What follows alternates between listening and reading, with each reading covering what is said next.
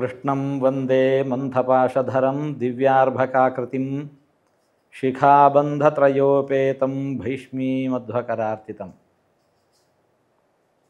ತದ್ವೈ ಧನುಸ್ತ ಇಷವಃ ಸರಥೋ ಹಯಾಸ್ತೆ ಸೋಹಂ ರಥೀ ನೃಪತಯೋ ಯತ ಆನಮಂತಿ ಸರ್ವಂ ಕ್ಷಣೇನ ತದಭೂದಸದೀಶರಿಕ್ತಂ ಭಸ್ಮನ್ಹುತಂ ಕುಹಕರಾದ್ಧಮಿವೋಕ್ತಮೂರ್ಷೆ. ಶ್ರೀಮದ್ ಭಾಗವತದಲ್ಲಿ ಅರ್ಜುನನ ಮಾತಿದು. ಅರ್ಜುನ ಒಮ್ಮೆ ಕೃಷ್ಣನನ್ನು ಕಂಡು ಬರ್ತೇನೆ ಅಂತ ದ್ವಾರಕೆಗೆ ಹೊರಟಿದ್ದಾನೆ. ಭಗವಂತ ಅಷ್ಟು ಹೊತ್ತಿಗೆ ನನ್ನ ಅವತಾರ ಕಾರ್ಯ ಎಲ್ಲ ಮುಗಿದು ಹೋಗಿದೆ ಅಂತ ಹೇಳಿಕೊಂಡು ಪರಂಧಾಮಕ್ಕೆ ಹೊರಟು ಹೋಗಾಗಿತ್ತು. ಹಾಗೆ ಹೋಗಿರತಕ್ಕಂತಹ ಅರ್ಜುನನಿಗೆ ಒಂದು ಜವಾಬ್ದಾರಿ ಇತ್ತು. ಕೃಷ್ಣ ತಾನು ಹೊರಟು ಹೋಗೋಕ್ಕೆ ಮುಂಚೆ ದ್ವಾರಕಾವಾಸಿಗಳಿಗೆಲ್ಲ ಒಂದು ಆದೇಶ ಕೊಟ್ಟಿದ್ದ. ಇವತ್ತಿನಿಂದ 7ನೇ ದಿವಸಕ್ಕೆ ಈ ದ್ವಾರಕೆಯನ್ನು ಸಮುದ್ರ ಮತ್ತೆ ನುಂಗಿ ಹಾಕತ್ತೆ, ಯಾರೂ ಇಲ್ಲಿ ಇರತಕ್ಕದ್ದಲ್ಲ. ಅರ್ಜುನ ಬರೋನಿದ್ದಾನೆ, ಅವನ ಬೆನ್ನು ಹಿಡಿದು ಎಲ್ಲರೂ ಕೂಡ ಹಸ್ತಿನಾವತಿ ಹೊರಟು ಹೋಗಿ. ಅರ್ಜುನ ಬಂದಿದ್ದಾನೆ. ಕೃಷ್ಣ ಹೊರಿಸಿದ ಜವಾಬ್ದಾರಿ ತಿಳಿಯಿತು. ಅಳಿದು ಉಳಿದವರನ್ನು ಕಟ್ಟಿಕೊಂಡು ಹೊರಟಿದ್ದಾನೆ. ಯದುವೀರರನ್ನೆಲ್ಲ ಯಾದವರನ್ನೆಲ್ಲ ಕೃಷ್ಣ ಪರಸ್ಪರ ಹೊಡೆದಾಡಿಸಿ ಅವರನ್ನೆಲ್ಲ ಕರ್ಕೊಂಡು ಹೋಗಾಗಿತ್ತು. ಯಾರನ್ನೆಲ್ಲ ಕರ್ಕೊಂಡು ಬಂದಿದ್ದನೋ ಆ ದೇವತೆಗಳನ್ನೆಲ್ಲ ಮತ್ತೆ ವಾಪಸ್ ಕರ್ಕೊಂಡು ಹೋಗಾಗಿತ್ತು. ಉಳಿದಿರೋರು ಸ್ತ್ರೀಯರು, ಬಾಲರು, ವೃದ್ಧರು. ಗಂಟುಮುಟ್ಟೆ ಕಟ್ಟಿಕೊಂಡು ಹಸ್ತಿನಾವತಿಗೆ ಹೊರಟಿದ್ದಾರೆ. ದಾರಿ ಮಧ್ಯದಲ್ಲಿ ಪುಂಡರು ದಾಳಿ ಮಾಡ್ತಾರೆ. ಸಿಕ್ಕದನ್ನೆಲ್ಲ ದೋಚಲಿಕ್ಕೆ ಪ್ರಾರಂಭಿಸ್ತಾರೆ. ಅರ್ಜುನ ಅವರನ್ನು ಶಿಕ್ಷಿಸಬೇಕು, ಪ್ರತಿಭಟಿಸಬೇಕು ಅಂತ ಪ್ರಯತ್ನಿಸಿದ. ಕೈ ಸೋತು ಹಾಗೆ ಮರಳಿದ.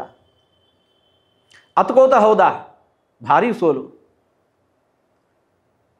ಅತ್ಕೊಂಡು ಬರುವಂತಹ ಯುಧಿಷ್ಠಿರ ಆ ಅರ್ಜುನನನ್ನು ಯುಧಿಷ್ಠಿರ ಕಂಡದ್ದು ಇದೇ ಮೊದಲು. ಗಾಬರಿ ಬಿದ್ದು ಕೇಳ್ತಾನೆ, ಏನಾಯಿತು? ಹೀಗಾಯಿತು, ಸೋಲಾಯಿತು. ಯುಧಿಷ್ಠಿರ ಹೇಳ್ತಾನೆ, ಅಲ್ಲ ನಿನ್ನಲ್ಲಿ ಯುದ್ಧ ಸಿದ್ಧತೆಗಳೆಲ್ಲ ಇರಲಿಲ್ಲೇನು?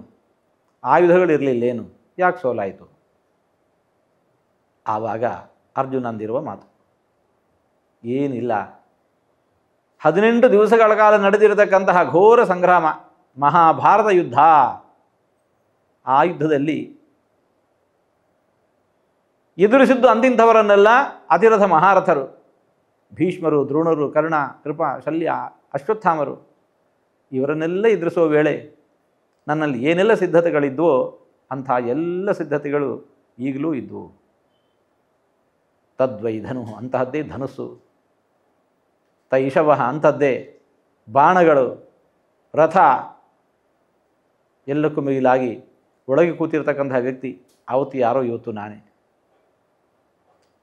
ಆವತ್ತು ಏನೆಲ್ಲ ಇದ್ವೋ ಇವತ್ತು ಅಂತಹದ್ದೆಲ್ಲ ಇದ್ದಾವೆ. ವ್ಯತ್ಯಾಸ ಅಂತಂದರೆ ಇಷ್ಟೇ, ಆವತ್ತು ರಥದ ಮುಂಭಾಗದಲ್ಲಿ ಕೃಷ್ಣ ಇದ್ದ, ಇವತ್ತು ಕೃಷ್ಣ ಇಲ್ಲ. ಒಬ್ಬ ಕೃಷ್ಣ ಇಲ್ಲ ಎಂಬ ಕಾರಣಕ್ಕೆ ಏನಾಯಿತು? ಇದ್ದ ಈ ಎಲ್ಲವೂ ಕೂಡ ಇಲ್ಲದೇ ಇದ್ದಾಗ ಹೋಯಿತು. ಭಸ್ಮನ್ಹುತಂ, ಬೂದಿಯಲ್ಲಿ ಹೋಮ ಮಾಡೋದು ಅಂತಂತಾರೆ. ಅಗ್ನಿಂ ಪ್ರಜ್ವಲಿತಂ ವಂದೇ ಜಾತವೇದಂ ಹುತಾಶನಂ. ಪ್ರಜ್ವಲಿಸ್ತಾ ಇರುವಂತಹ ಅಗ್ನಿಯಲ್ಲಿ ಹವಿಸ್ಸನ್ನು ಸಮರ್ಪಿಸಬೇಕು. ಅಗ್ನಿಯೆಲ್ಲ ಶಾಂತ ಆಗಿದೆ, ಬರಿದೆ ಬೂದಿ ಮಾತ್ರ ಉಳಿದಿದೆ. ಅಲ್ಲಿ ಹವಿಸ್ಸನ್ನು ಸಮರ್ಪಿಸಿದರೆ ಅದನ್ನೇ ಅನ್ನೋದು ಬೂದಿಯಲ್ಲಿ ಹೋಮ ಮಾಡಿದಂತೆ ಅಂತ. ಇವತ್ತು ನನ್ನ ಪ್ರಯತ್ನ ಹಾಗಾಯಿತು. ಒಬ್ಬ ಕೃಷ್ಣ ಇಲ್ಲ ಎಂಬ ಕಾರಣಕ್ಕೆ ಈ ಇದ್ದ ಎಲ್ಲ ಸಿದ್ಧತೆಗಳು ಕೂಡ ಅವು ಬೂದಿಯಲ್ಲಿ ಹೋಮ ಮಾಡಿದಂತೆ. ಒಳ್ಳೆ ಫಸಲು ತೆಗಿಬೇಕು ಅಂತಿದ್ದರೆ ಹದವಾದ ಭೂಮಿಯಲ್ಲಿ ಬೀಜ ಬಿತ್ತಬೇಕು. ಮರುಭೂಮಿಯಲ್ಲಿ ಹೋಗಿ ಬೀಜ ಬಿತ್ತಿದರೆ ಬಿತ್ತಿದ ಬೀಜ ಕೂಡ ಸುಟ್ಟು ಹೋಗುತ್ತಷ್ಟೆ.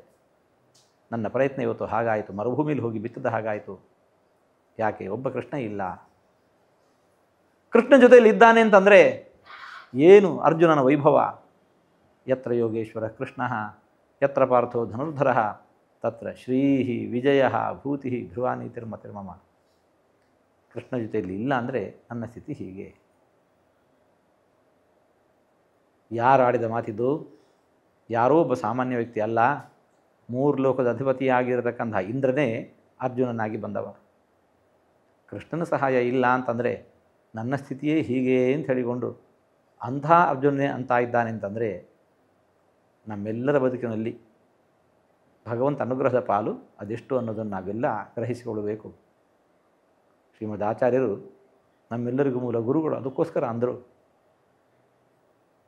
ಕುರು ಭುಂಕ್ಷಚ ಕರ್ಮ ನಿಜನ್ನಿಯತಂ ಹರಿಪಾದ ವಿನಮ್ರ ಧಿಯಾ ಸತತಂ. ಏನು ಕರ್ತವ್ಯ ಮಾಡುವಾಗಲೂ ಕೂಡ ಜೊತೆಯಲ್ಲಿ ಹರಿಸ್ಮರಣೆ ಇರಲಿ, ಭಗವಂತ ನಮ್ಮೊಳಗೆ ನಿಂತು ಇದನ್ನೆಲ್ಲ ಮಾಡಿಸ್ತಾ ಇದ್ದಾನೆಂಬ ಎಚ್ಚರ ಇರಲಿ, ಆ ಭಗವಂತನಿಗೊಂದು ಕೃತಜ್ಞತೆ ಇರಲಿ. ಏನು ಸುಖಭೋಗಗಳು ನುಣ್ಣುವಾಗಲೂ ಕೂಡ ಭಗವಂತ ನಮ್ಮೊಳಗೆ ಇದ್ದುಕೊಂಡು ಇದನ್ನೆಲ್ಲ ನಮಗೆ ಉಣಿಸ್ತಾ ಇದ್ದಾನೆ ಎನ್ನುವ ಎಚ್ಚರ ಇರಲಿ. ಆಹುತಿಯೂ ಕೂಡ ಹರಿಪಾದ ವಿನಮ್ರ ಧಿಯಾ ಸತತಂ, ಭಗವಂತನ ಸ್ಮರಣೆ ಇರಲಿ, ಭಗವಂತನಿಗೊಂದೊಂದು ಕೃತಜ್ಞತೆ ಇರಲಿ. ಕರ್ತವ್ಯ ಮಾಡುವಾಗ ದೇವರನ್ನು ಸ್ಮರಿಸಿಕೊಂಡೆವು, ಅಂತಹ ಸಾತ್ವಿಕ ಕರ್ಮ ಎಲ್ಲವೂ ಕೂಡ ಭಗವಂತನ ಆರಾಧನೆ. ಪ್ರತಿಫಲವನ್ನು ಉಣ್ಣುವಾಗ ಆ ಶ್ರೀಹರಿಯನ್ನು ಸ್ಮರಿಸಿಕೊಂಡೆವು, ಉಂಡದ್ದೆಲ್ಲ ಭಗವತ್ ಪ್ರಸಾದ. ಈ ರೀತಿ ನಮ್ಮ ಬದುಕು ಅವತ್ತು ಭಗವಂತನ ಪೂಜಾರೂಪವಾಗಿರಲಿ ಇಂಥ ನಮ್ಮ ಗುರುಗಳು ನಮ್ಮೆಲ್ಲರಿಗೂ ಕೂಡ ಮಾರ್ಗದರ್ಶನ ಮಾಡಿದ್ದಾರೆ. ಶ್ರೀಮನ್ ಮಧ್ವಾಚಾರ್ಯರು ತೋರಿದ ಆ ದಾರಿಯಲ್ಲಿ ನಾವೆಲ್ಲ ನಡೆಯುವ ಪ್ರಯತ್ನವನ್ನು ಮಾಡೋಣ. ಎಲ್ಲರಿಗೂ ಕೂಡ ಹರಿಗುರುಗಳ ಅನುಗ್ರಹ ಶ್ರೀರಕ್ಷೆ ನಿರಂತರ ಇರಲಿ.